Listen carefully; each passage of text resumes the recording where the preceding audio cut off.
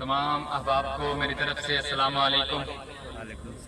تھوڑی چھوڑ دو۔ ان سب کی نظر ایک شعر کرتا ہوں۔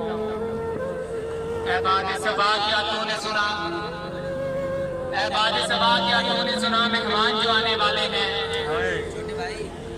اے باد صبا کیا تو نے سنا مہمان جو آنے والے ہیں، کلیاں نہ بچھانا راہوں میں ہم دل کو بچھانے والے ہیں۔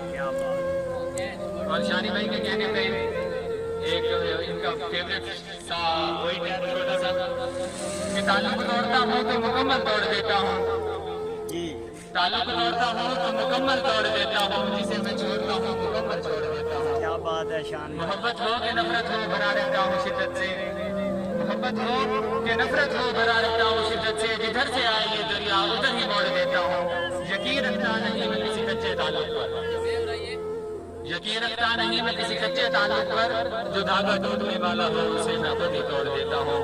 اور انہی الفاظ کے ساتھ عشق میں جیت کے آنے کے لیے کافی ہوں، عشق میں جیت کے آنے کے لیے کافی ہوں، میں اکیلا ہی زمانے کے لیے کافی ہوں۔ ایک اخبار ہوں اور کیا ہے اوقات میری، ایک اخبار ہوں اور کیا ہے اوقات میری، مگر شہر میں آگ لگانے کے لیے۔ کیا لانے نہیں پھاڑن